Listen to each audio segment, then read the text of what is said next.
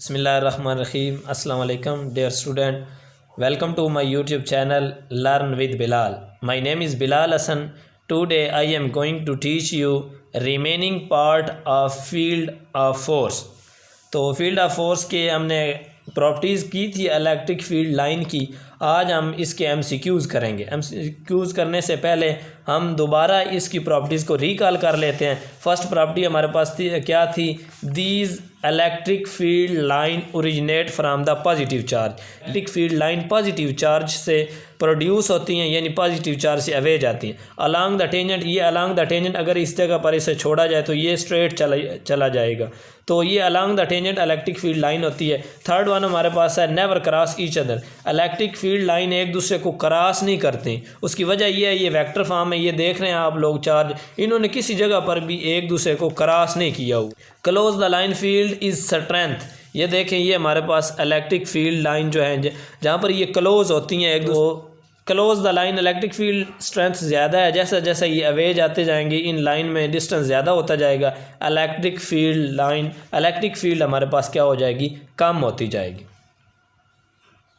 Last one है if line parallel then equally space then electric field strength is uniform. जहाँ पर ये electric field line equally space हैं, in parallel भी हैं एक दूसरे की और इनमें इक्वल स्पेस है, तो वहाँ पर क्या होगी? हमारे पास इलेक्ट्रिक फील्ड लाइन की स्ट्रेंथ क्या होगी? यूनिफॉर्म होगी, हर जगह सेम होगी। और इन जगह पर हमारे पास इलेक्ट्रिक फील्ड लाइन की जो स्ट्रेंथ है वो सेम नहीं रहेगी। तो ये चीज़ हमारे पास होगी। आज हम इसके देखते हैं एमसीक्यूज़ क्या है? हमारे पास दो चार्ज हैं सेम पावर के, दरमियान जो डिस्टेंस है वो कितना है? 3 मीटर। अब हम ज़ीरो फील्ड लाइन इसकी चेक करते हैं। कैसे? जब हम इनके दरमियान कोई टेस्ट चार्ज रखेंगे तो ये सेम पॉजिटिव चार्ज हैं और ये पॉजिटिव चार्ज एक दूसरे को रिपेल करते हैं। और जब जहाँ पर इनकी रिपेलियन का क्या हमारे पास रिजल्टेंट ज़ीरो होता है, वो ये जगह है। यहाँ पर अगर हम टेस्ट चार्ज रखें इनके सेंटर में तो ये वो सेंटर इनका बनता है 1.5। तो 1.5 पर मीटर पर अगर हम इन दोनों के दरमियान एक टेस्ट चार्ज रखें तो उस पर इनकी रिजल्टेंट फील्ड क्या हो जाएगी? ज़ीरो हो जाएगी। ये हमारा मैथमेटिकल फार्मूला है। अगर उनके दरमियान हमारे फील्ड ही ज़ीरो हो जाएगी तो उस पर लगने वाली फोर्स भी क्या होगी? ज़ीरो होगी। अब बस दो चार्ज हैं, एक पॉजिटिव है और एक नेगेटिव, उनके दरमियान डिस्टेंस 2 मीटर है। तो जैसे आप लोगों को पता है कि पॉजिटिव चार्ज से जो इलेक्ट्रिक फील्ड लाइन है वो अवे जाती है, पॉजिटिव चार्ज से अवे जा रही हैं, तो इसकी इलेक्ट्रिक फील्ड लाइन इस जगह है, इस साइड पर होगी। और ये जो नेगेटिव चार्ज है वो उनकी इलेक्ट्रिक फील्ड लाइन क्या है? वो अपनी तरफ, यानी कि अलॉन्ग द नेगेटिव चार्ज, यानी नेगेटिव चार्ज की तरफ हमारे पास इलेक्ट्रिक फील्ड लाइन आएंगी। तो ये क्या हो जाएगा? जब हम इनके दरमियान दो डिस्टेंस 2 मीटर है, जब हम कोई टेस्ट चार्ज रखते हैं इनके सेंटर में तो उस पर इसकी रिजल्टेंट क्या हो जाएगी?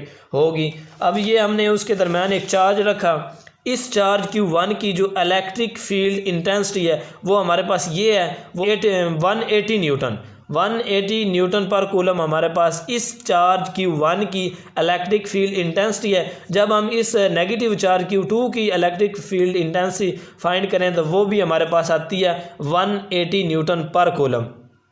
तो क्योंकि ये हमारे पास इनका मैग्नीट्यूड सेम है, इन दोनों फील्ड का मैग्नीट्यूड सेम हमारे पास आया, तो मैग्नीट्यूड सेम आने की वजह से इनका सम हम करते हैं तो ये जो सेंटर है इस पर हमारे पास न्यूटन, इसकी जो फोर्स आएगी 360 न्यूटन आएगी। उसकी वजह यह है कि ये वाला पॉजिटिव चार्ज होना तो ये चाहिए था कि इधर ज़ीरो हो जाती। ज़ीरो उस टाइम होती जब ये दोनों सेम चार्ज है। अब इस पॉजिटिव चार्ज की इलेक्ट्रिक फील्ड लाइन इस साइड पर जा रही हैं कि 1 चार्ज है, ये इस टेस्ट चार्ज को अवे पुश कर रहा है और ये जो नेगेटिव चार्ज है ये इस टेस्ट चार्ज को अट्रैक्ट कर रहा है। इसकी रिपलियन और इसकी अट्रैक्शन, वो इसकी रिपलियन भी 180 है और इसकी अट्रैक्शन भी 180 है, तो इनका सम हमारे पास क्या आ जाएगा? 360। यानी कि इस चार्ज पर लगने वाली इलेक्ट्रिक फील्ड इंटेंसिटी कितनी हो जाएगी? 2 टाइम हो जाएगी। मीन कि ये हमारे पास 360 न्यूटन पर कूलम हो जाएगी। तो ये तो अब हम क्या करते हैं, चार्ज की स्ट्रेंथ को चेंज करते हैं, यानी डिफरेंस चार्ज है, दोनों पॉजिटिव है। एक की स्ट्रेंथ ज़्यादा है, मैग्नीट्यूड ज़्यादा 16 कूलम है और दूसरा हमारे पास 4 कूलम का है। अब हम क्या करते हैं कि कहाँ पर टेस्ट चार्ज रखा जाए जिस पर इन दोनों की रिजल्टेंट क्या हो जाएगी, ज़ीरो होगी। ज़ाहिर बात है कि ये हमारे पास छोटा चार्ज है, इसकी रिपलियन कम होगी, ये इस चार्ज का मैग्नीट्यूड ज़्यादा है, Q1 का मैग्नीट्यूड ज़्यादा है, इसकी रिपलियन ज़्यादा हो जाएगी एज़ कंपेयर टू Q2। तो हम क्या करेंगे, इस Q2 के करीब कोई वो टेस्ट चार्ज रखेंगे। तो टोटल हमारे पास डिस्टेंस जो है वो 3 मीटर है। Q1 का इस पॉइंट से जो डिस्टेंस है वो 3x है और Q2 का जो है वो, क्योंकि हमारे पास टोटल 3 है तो x 3 माइनस x हो जाएगा। तो अब हम इनका मैथमेटिकल रिजल्ट फाइंड करने के लिए इन दोनों को क्या करेंगे, कंपेयर करेंगे। इलेक्ट्रिक फील्ड लाइन के फार्मूले में पुट किया कि हमने सपोज किया कि इन दोनों की जो है ना मैग्नीट्यूड, इन दोनों इलेक्ट्रिक फील्ड की वो सेम है। जैसा कि कूलम लॉ में हमारे पास फोर्स जो थी उनका मैग्नीट्यूड क्या होता था, सेम होता था। इस तरह ये दोनों चार्ज हमारे पास सेम है, इलेक्ट्रिक फील्ड लाइन जो है हमारे पास इलेक्ट्रिक फील्ड स्ट्रेंथ सेम है। तो इसमें फार्मूला में हमने पुट किया, इनको कंपेयर किया, एक 16 कूलम चार्ज था, दूसरा 4। तो इसको क्वाड्रेटिक इक्वेशन से हल करने के बाद हमारे पास जो दो आंसर आते हैं, एक आंसर आ गया, एक 6 मीटर है और दूसरा हमारे पास 2 मीटर है। तो इसमें से कौन सा आंसर हमारे पास करेक्ट होगा, 2 मीटर वाला। उसकी वजह यह है कि टोटल हमारे पास डिस्टेंस कितना है, 3 मीटर है। तो इनके कहीं दरमियान में इस डिस्टेंस पर ही आएगा। अब ये 2 मीटर मीन कि ये Q1 से 2 मीटर अवे होगा और Q2 से 1 मीटर अवे होगा, जहाँ पर इस चार्ज Q0 पर जो रिजल्टेंट फोर्स है वो क्या, इन दोनों की रिजल्टेंट फोर्स क्या हो जाएगी, ज़ीरो हो जाएगी। इन दोनों चार्ज की रिजल्टेंट जो है इलेक्ट्रिक फील्ड इंटेंसिटी वो ज़ीरो हो जाएगी। तो ये 6 मीटर क्यों आया, क्योंकि ये तो मैथमेटिकल इक्वेशन थी, हमने उसको वैल्यू दे दी और उसने हमें आंसर दे दिया।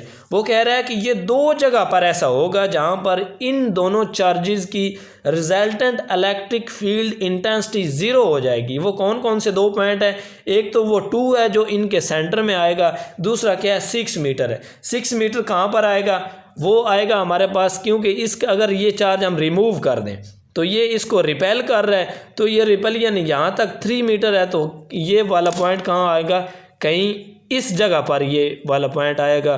तब जाके वो कह रहा है कि इन दो जगहों पर इस चार्ज की जो रिजल्टेंट इलेक्ट्रिक फील्ड इंटेंसिटी है वो क्या हो जाएगी, ज़ीरो हो जाएगी। अब ये हमारे पास दो चार्ज थे। अब हम क्या करते हैं, दोनों चार्ज की अगर सपोज हमने क्या करना, जैसा कि हमारे पास प्रॉपर्टी है कि ये लाइन ज़ीरो होगी अलॉन्ग द टेंजेंट, इसके अलावा किसी जगह पर भी ज़ीरो नहीं होगी। जैसा कि यहाँ पर इसकी फोर्स कम है, अब मैंने एक टेस्ट चार्ज इस पॉजिटिव के करीब इधर रखा, उस पर सपोज इसको आप रिमूव कर दें, ये दो चार्ज है मेरे पास, तो मैं कहता हूँ एक मैंने इसकी करीब पॉजिटिव टेस्ट चार्ज रखा, तो ये पॉजिटिव उस पॉजिटिव को क्या करेगा, रिपेल करेगा, और उसकी रिपेलियन किस फॉर्म में होगी, इस साइड पर होगी। अब मैं इसको रिमूव करता हूँ, ये वाला Q नेगेटिव जो चार्ज है वो इस Q positive charge test Q0 को क्या करेगा, अपनी तरफ अट्रैक्ट करेगा। अब इनका जो रिजल्टेंट फोर्स होगा हेड टू टेल रूल, ये E1 की हमारे पास फोर्स है और ये E2 की, हम क्या करेंगे हेड टू टेल रूल इनको ऐड करेंगे तो इनका रिजल्टेंट क्या आ जाएगा, ये वाला आ जाएगा। यहाँ पर इसकी फील्ड ज़ीरो नहीं, इसकी डायरेक्शन क्या है, इस साइड पर, ये नॉट टेस्ट पॉजिटिव चार्ज इस साइड पर जाएगा। अब हम क्या करते हैं, ये तो फार फोर्स था, इनकी फोर्स इस साइड पर होगी। अगर हम फार इलेक्ट्रिक फील्ड करें तो ये सेम चार्ज इसके करीब मैंने Q0 टेस्ट चार्ज इसके करीब रखा है, तो ये वाला पॉजिटिव चार्ज उसको रिपेल कर रहा है, वो उसकी रिपेलियन इस साइड पर है। और ये अगर हम इस पॉजिटिव चार्ज को रिमूव करें और सिर्फ नेगेटिव चार्ज लें तो ये नेगेटिव चार्ज इसको क्या करेगा, अपनी तरफ अट्रैक्ट करेगा, और उसकी अट्रैक्शन किस साइड पर होगी, इस साइड पे। अब हम इसकी सेम साइड ऐड करते हैं जैसा कि हेड टू टेल रूल से, तो इसकी डायरेक्शन हमारे पास ये होगी और इनका रिजल्टेंट क्या होगा, ये होगा। तो ये जो हमारे पास रिजल्टेंट इलेक्ट्रिक फील्ड इंटेंसिटी होगी वो इस साइड पर होगी।